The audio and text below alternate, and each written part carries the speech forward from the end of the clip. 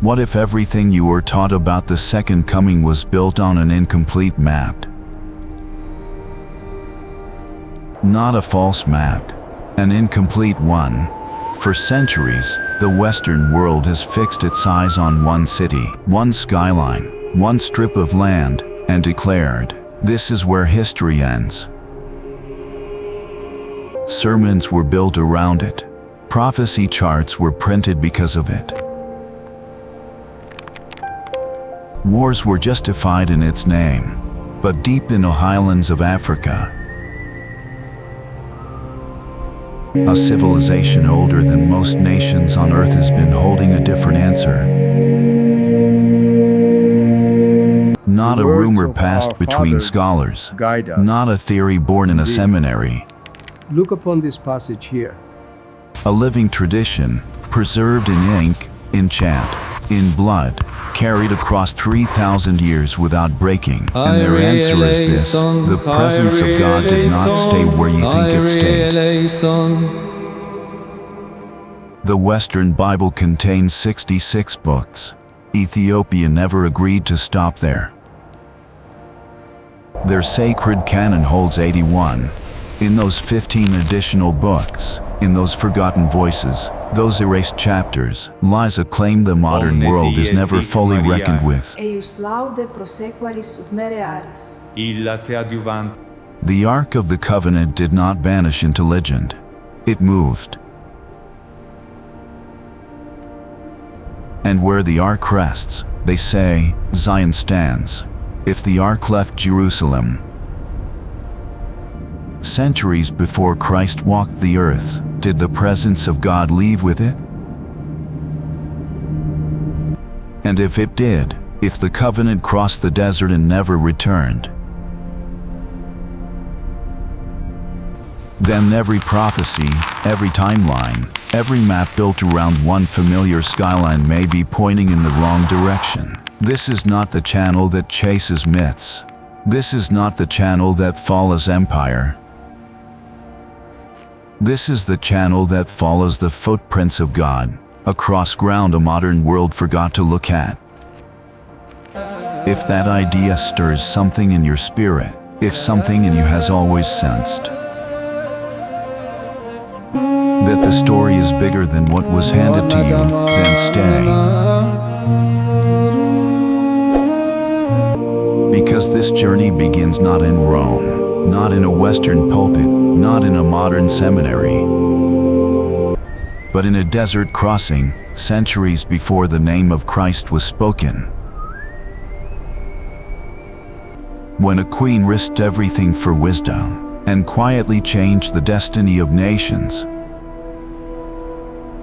Ethiopia's story does not begin with Christianity. It begins with covenant. Long before the world spoke the name of Jesus, long before empires carved borders into the earth, Ethiopia lived inside a spiritual memory older than cathedrals, older than theology, older even than the kingdoms of men.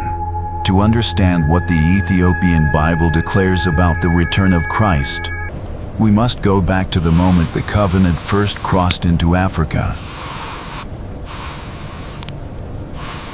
Not carried by armies, not imposed by conquest, carried by a woman whose footsteps still echo across 3,000 years of scripture and legend. Her name was Makeda, Queen of Sheba, a sovereign whose authority stretched across the incense routes of the Horn of Africa, whose wealth commanded the Red Sea trade, whose name was spoken with reverence from the Arabian Peninsula to the courts of the ancient Near East. And yet, she did not cross deserts and mountains for gold. She did not risk the journey for political alliance. She did not come to negotiate borders or exchange diplomacy. She came for something far more dangerous, wisdom that could move nations. Israel's chronicles record her arrival in the court of Solomon. Ethiopian tradition preserves something deeper, her heart. When she stood before the king of impossible insight, Solomon is said to have called her. What does it signify? She who seeks with a clean heart. Most imagine this as a royal visit, an exchange of riddles, a diplomatic gesture frozen in time, a footnote in the history of ancient kingdoms. But Ethiopia remembers something else entirely, a meeting that did not merely impress a queen. A meeting that rewired destiny, two sovereigns, two civilizations, two bearers of ancient promise. And somewhere between their questions and their silence, a seed of covenant was planted. That would take 3,000 years to fully bloom. For 40 days, Makeda sat at the well of Solomon's wisdom. Ancient texts record that she asked him questions, and the path is clear. No visitor before her had dared to speak aloud. Questions about the origins of creation. Questions about the nature of the divine presence, not as theology, but as experience. Questions about the future of God's people, and whether that future belonged only to one nation or to the whole of the earth. I have made and peace Solomon with the answered outcome her, of my choices, though it has cost me everything. As though he were reading directly from the mind of heaven.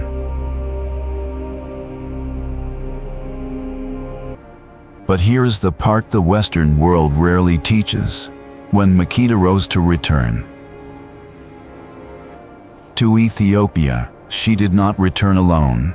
She carried within her the child of Solomon, Menelik I, son of Israel's greatest king, heir to a bloodline that traced directly back to Abraham, the seed of a covenant planted not in one nation, but in two. Menelik grew up in the highlands of Ethiopia, not shaped by palace intrigue,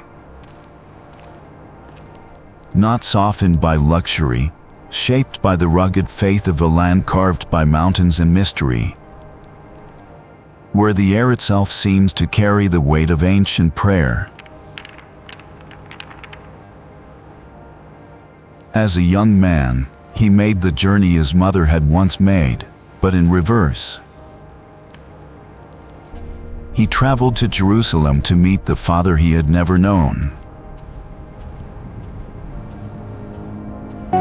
And it is here, at the intersection of two worlds, that history takes a turn no empire ever anticipated.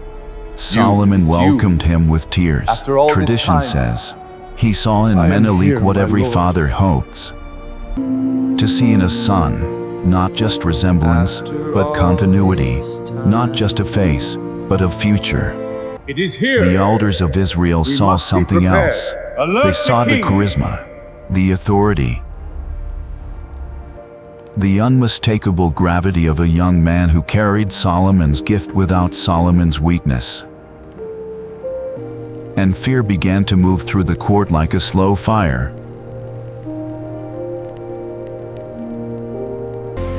Fear always distorts truth. Fear always tries to rewrite destiny.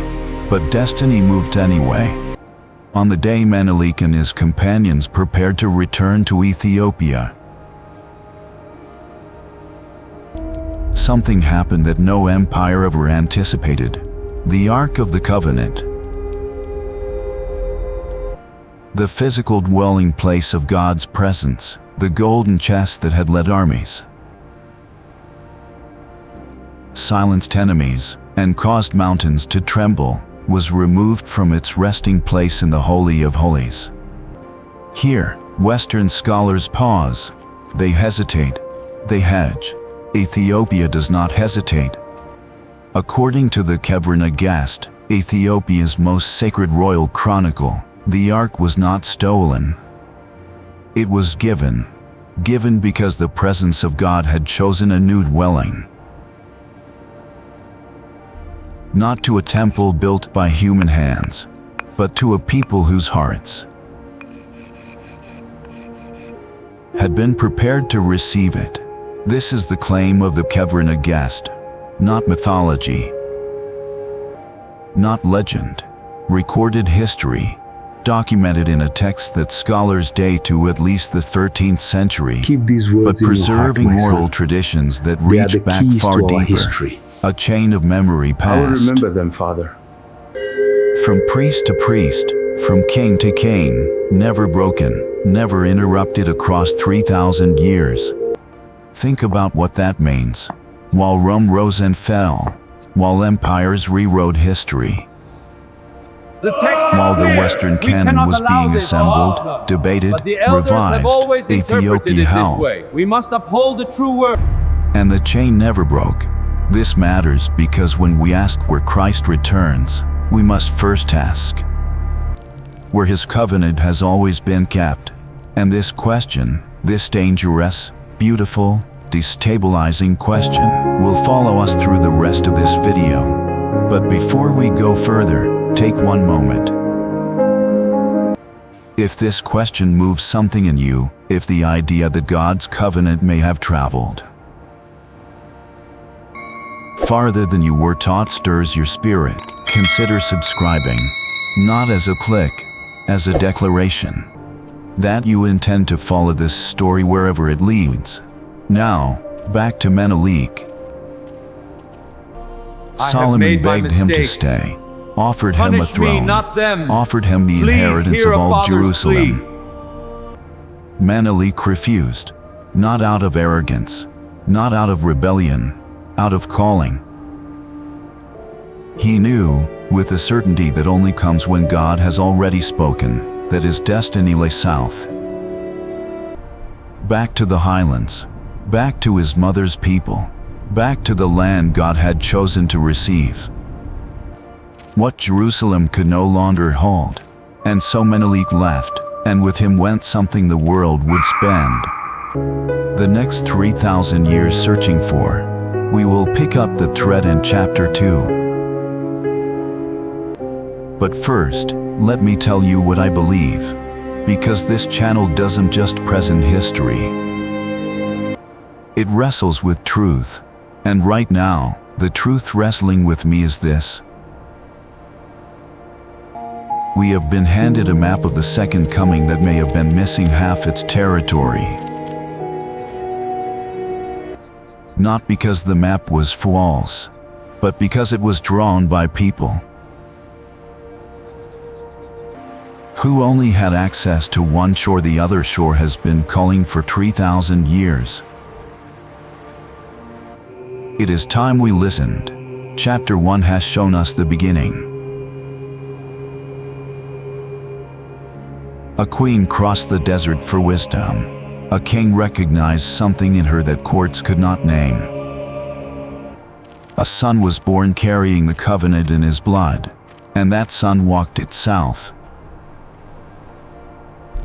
Not as a footnote, not as a myth, as the living continuation of a promise God had no intention of abandoning. Chapter 2 will take us deeper into the mystery of the ark's final resting place, into the question that has haunted scholars, archaeologists, and believers for centuries. Where is the Ark of the Covenant right now? And does its location change everything we think we know about the return of Christ? Stay with us. The answer may be the most important thing you hear this year. The world has been searching for the Ark of the Covenant for 2,000 years. Keep brushing there, Archaeologists carefully. have dug beneath Jerusalem. This feels like a wall. Explorers have Slow traced down, we don't desert wanna damage routes. it. Governments have funded expeditions. Scholars have published thousands of theories, each one more elaborate than the last. And yet the Ark has never been officially found. Not one verified discovery. Not in Jordan. Not beneath the Temple Mount. Not in the caves of Qumran or the deserts of Sinai. Because the search has always begun in the wrong direction. The Ark did not stay In the orbit of empire, it moved with the covenant, and the covenant moved south. According to the Kebron Agest, when Menelik departed from Jerusalem, he did not travel alone. He traveled with a company of young men, sons of the elders of Israel. Hand-picked firstborn sons who had grown up in the shadow of the temple. Men who knew the rituals, men who understood the weight of what they carried. And among the things they carried, the Kebron Agest records, was the ark itself. Not stolen in the night by thieves, carried in the daylight by the rightful inheritors of the covenant. According to this tradition, God permitted the transfer, not reluctantly, with intention. Because the covenant was never meant to be owned by geography. It was meant to be carried by a people, and the people had moved. The ark arrived in Ethiopia, the tradition says, and was received not as a trophy, but as a sacred trust, a responsibility so heavy it required an entirely new institution to guard it. The Ethiopian Orthodox Church established a system of guardianship that has not been interrupted since. At the heart of this system is a single man, the guardian of the ark. He is chosen for life. He never leaves the compound. He consecrates himself entirely to the guardianship. No family, no outside world. When he dies, another is chosen, and the chain continues. This is not folklore. This is an institution, ancient, disciplined, unbroken. Now, I want to pause here, because what I'm about to say is not comfortable for everyone. If the ark is in Ethiopia, and I believe the weight of evidence suggests it may be, then the presence of God never left Africa, and every prophecy mapped onto a different geography needs to be re-examined. This is not a small claim. This is a tectonic shift. And tectonic shifts require courage to accept. Not every tradition will welcome this. But the evidence, textual, historical, institutional, is not nothing. It is substantial. Now, the guardian. In the compound of Aksum, in the city Ethiopia calls the holiest on earth, there stands a small chapel. Inside that chapel, according to the Ethiopian Orthodox Church, rests the Ark of the Covenant. No outsider has ever been permitted inside. Not researchers, not journalists, not heads of state. Only the guardian enters, and only in service. He guards a throne, not the throne of an earthly king. The throne of the presence of God, the mercy seat, the place where heaven and earth were once declared to meet, and in Ethiopia, that declaration has never been rescinded. Now, what does Western scholarship say about all of this? No, It this cannot says be true. insufficient It evidence. contradicts everything we know. Unverifiable claims, oral tradition without physical corroboration, a sacred text with theological motives, and I want to be honest with you, these are fair questions. But I also want to ask a harder question. Whose standard of evidence are we using? The same Western academy that dismissed African oral tradition for centuries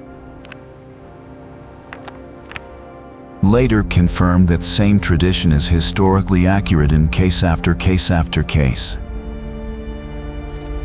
I am not asking you to believe something without evidence. I am asking you to examine the evidence that has been excluded. There is a difference, and it matters. Because what gets excluded shapes what gets believed.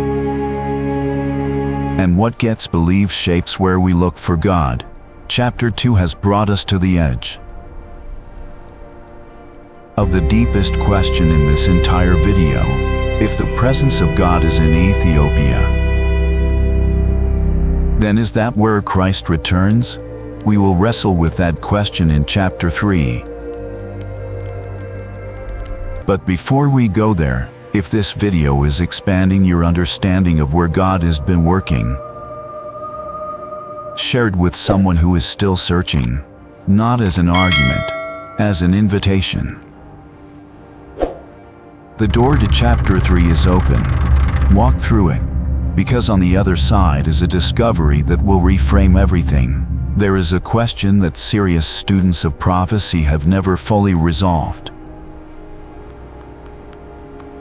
When the prophecies speak of the return of Christ, they speak of timing. Signs in the heavens, seasons of fulfillment, a specific convergence of sacred time and sacred event. The Western Church has wrestled with this for centuries. Denominations have split over it. Consult the Elder Scroll to verify. Theologians have built entire careers around competing timelines. None have arrived at consensus. And yet, Ethiopia has been keeping a different calendar. Not a flawed calendar, not a primitive calendar. A calendar that predates the Gregorian system by millennia. A calendar rooted in the original sacred mathematics of creation. The Ethiopian calendar runs approximately 7 to 8 years behind the Gregorian calendar. It has 13 months, 12 of 30 days each, and one short month of 5 or 6 days. It aligns with the ancient Hebrew calendar, the calendar of the Old Testament patriarchs. Not the Roman calendar, not the Gregorian calendar, the calendar that the prophets used when they recorded their visions. This matters enormously, because if the prophetic timelines were written on the Ethiopian calendar, and the world has been interpreting them on the Gregorian calendar, then we have been reading the clock of heaven on the wrong time zone. The Ethiopian Orthodox Church has preserved this ancient calendar intact, not as a curiosity, as a living liturgical system. Every feast day, every fast, every sacred observance is still calculated on this ancient system. And it is on this calendar that the most remarkable ceremony in all of Ethiopian Christianity occurs. The Seed, an ancient ceremony of covenant renewal observed on the 50th day after Yom Kippur. The Beta Israel, the Ethiopian Jewish community, and the Ethiopian Orthodox community both observe the Seed, climbing to a mountaintop to fast, pray, and renew their commitment to the covenant. They read from the Torah, they confess, they ask God to return His presence to His people. The text Think about clearly that for defines a the moment, terms. It leaves no while room the for your Western Church interpretation, but debates the context calendar of the period Second Coming. suggests a broader understanding. Ethiopia has been climbing mountains and asking God to come back. Every year, for 3,000 years, not once forgetting what they were waiting for. This is not sentiment. This is sacred discipline, the kind that only survives when the thing being waited for is real. Now let me introduce you to the Ethiopian Book of Enoch. This text, absent from the Western Protestant Bible, absent from the Catholic canon, is fully preserved in the Ethiopian Orthodox canon. It was not lost. It was never lost to Ethiopia. The Western world rediscovered the Book of Enoch in 1773, when a Scottish explorer brought 3 copies back from Ethiopia. Ethiopia had kept it all along. The Book of Enoch contains detailed visions of the end of days. It speaks of the Son of Man, a figure that early Christian theologians identified directly with Christ. It describes his coming in explicit cosmic language, the throne of glory, the judgment of nations, the gathering of the righteous from the four corners of the earth. And it situates this coming, this return, in a geography that is not Rome, not Jerusalem, not Geneva. It points toward the south, toward the mountains, toward the people who have been waiting on the correct calendar. I have tried Now, to be so I want to be careful with very these careful words, here. I to am not not claiming to overstate, have solved to hold back what cannot be known. the mystery of the second coming. No one has. No one can. What I am claiming is this: the evidence from Ethiopia demands to be included in the conversation. Not as a footnote, not as an exotic alternative, as a primary source. With 3,000 years of unbroken testimony, the world may be watching the right horizon, on the wrong clock. That is the claim of chapter 3, and it is a claim that cannot be easily dismissed.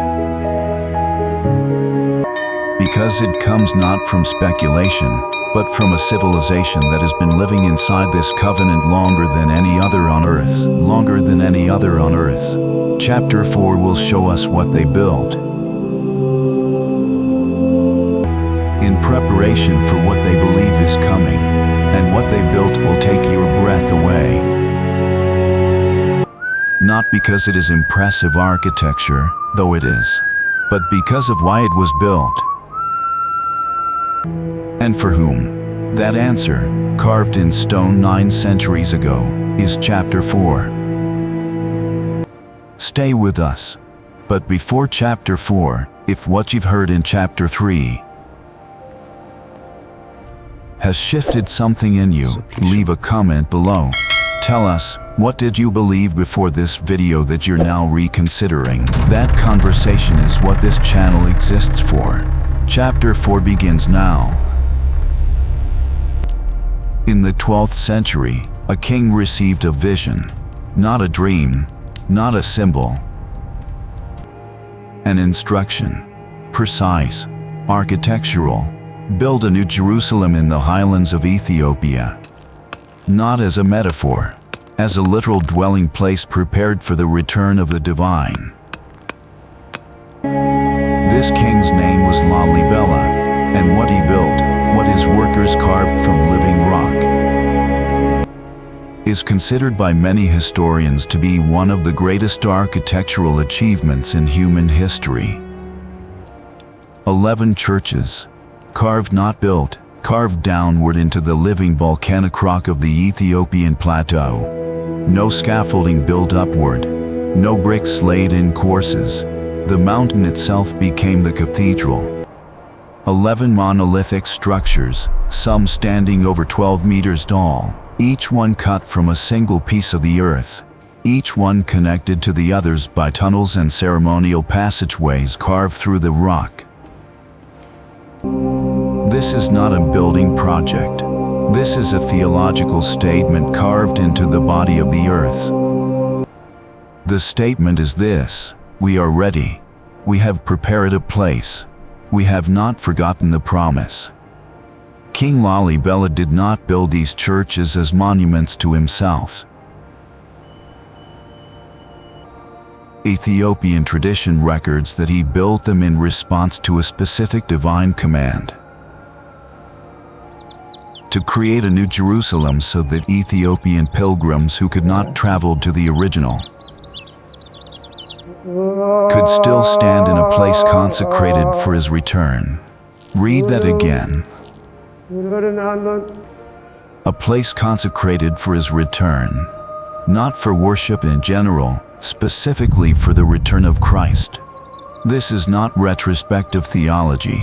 This is 9 centuries of anticipatory preparation.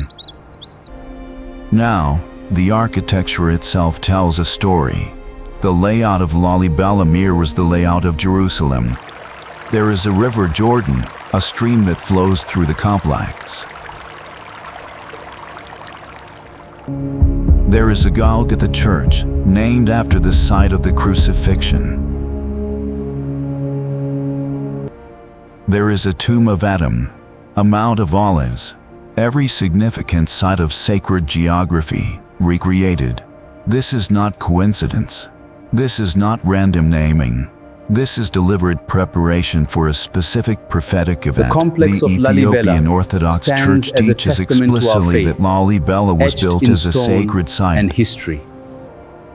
for the second coming of Christ, not symbolically, not metaphorically, literally. I want you to sit with the weight of that for a moment.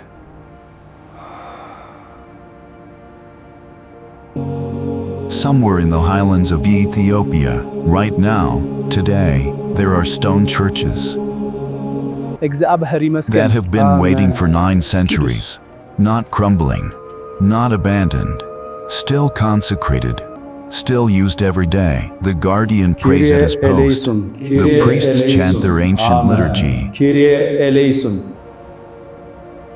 The pilgrims come with bare feet and bowed heads, year after year, generation after generation. Not because they have given up waiting, because they have not. God's Now, truth I need to is tell not you always something about simple, the Ethiopian but it Orthodox is Church's always specific eternal. theology of the Second Coming, because it is different from what most Western Christians have been taught. The Ethiopian Orthodox tradition does not teach that Christ returns to a rebuilt temple in Jerusalem. It teaches that he returns to Zion, and Zion, in this tradition, is Ethiopia. Not the Jerusalem that Rome conquered, not the Jerusalem that empire rebuilt in its own image. The New Jerusalem, the third Zion, the Ethiopia that has held the covenant since before Rome existed. The first Zion was the ark traveling with Moses in the wilderness. The second Zion was Solomon's temple, a fixed dwelling for the presence of God. The third Zion, Ethiopia teaches, is what the ark moved to when the second Zion was no longer worthy to hold it. And the third Zion, according to 9 centuries of Ethiopian Orthodox theology,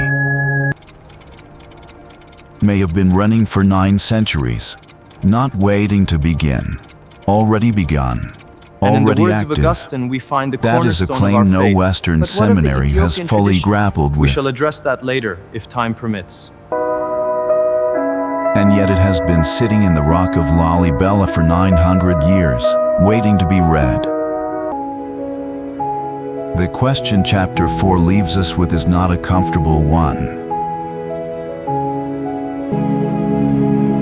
If Lalibela was built for the second coming, and the second coming has not yet occurred, then Lalibela is not history. Lalibela is prophecy, still active, still waiting, still prepared. Chapter 5 will bring us to the final and most personal question of this entire video. Not where does Christ return, but who does he return to? Before we go there, if this video has opened a door in your understanding,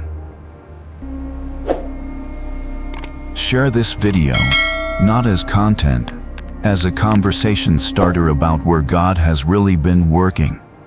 We have traveled far in this video, from a desert crossing 3,000 years ago, to a queen who crossed it for wisdom, from a son who carried the covenant south, from an ark that moved to a people prepared to receive it, from a calendar that kept sacred time on heaven's clock, from stone churches built to receive a returning king. We have covered ground that most Western believers have never been invited to walk. And now we arrive at the chapter that brings everything together. The question is not just where does Christ return? The question is who does he return to? And the answer that the Ethiopian tradition offers is staggering in its beauty. The Ethiopian Orthodox tradition teaches that the second coming is not primarily an event of geography. It is an event of covenant relationship. Christ returns to the people who have kept the covenant, not to the people who built the largest churches, not to the people who controlled the most territory, not to the people who published the most theology, but to the people who kept faith alive when no one was watching, in the highlands, in the monasteries carved from rock, in the chanting that has never stopped, in the fasting that has never been abandoned, in the pilgrimage that has never ceased. 3,000 years of a people refusing to forget. The Ethiopian tradition asks a question that I cannot stop thinking about. What if the people most prepared for the return of Christ are the people the Western world spent centuries ignoring? What if the covenant never needed the West's permission to survive? What if the covenant never needed Western validation to be real? These are not rhetorical questions. They are the questions that 3,000 years of Ethiopian faith forces us to confront, and confront them we must. Because if the Ethiopian Bible is right, if the Ark is where they say it is, if their calendar is the correct one, if Lalibela is what the tradition says it is, then the most significant prophetic preparation in human history has been unfolding in Africa. Not in the halls of Western Christendom, not in the councils of Rome or Geneva or Canterbury. In the highlands of Ethiopia, in the monasteries that no empire ever conquered. In the prayers that have risen from these mountains every morning for 3,000 years.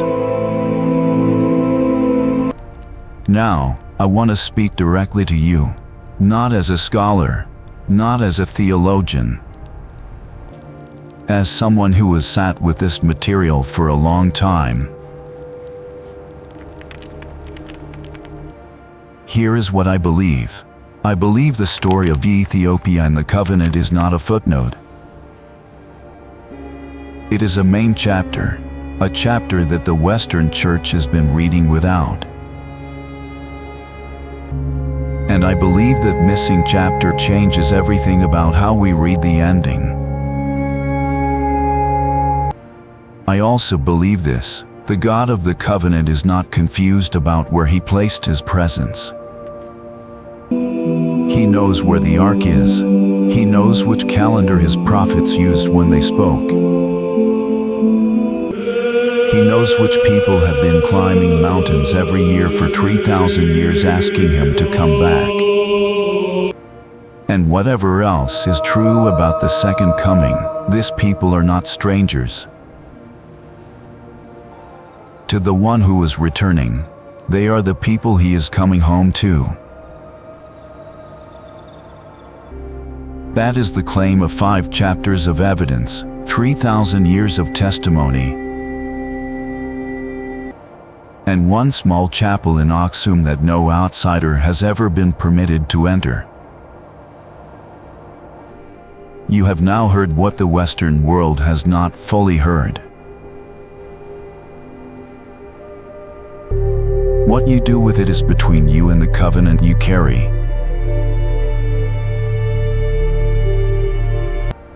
But I will say this: the flame that Ethiopia has been keeping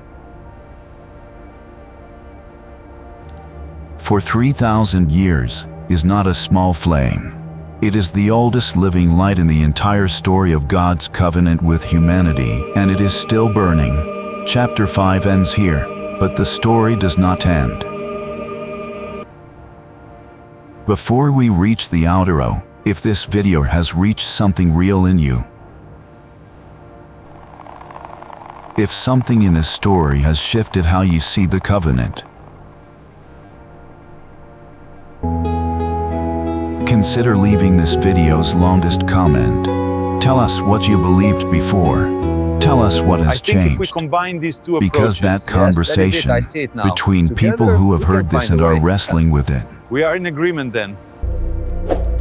is exactly what this channel exists to hold. The outro is next.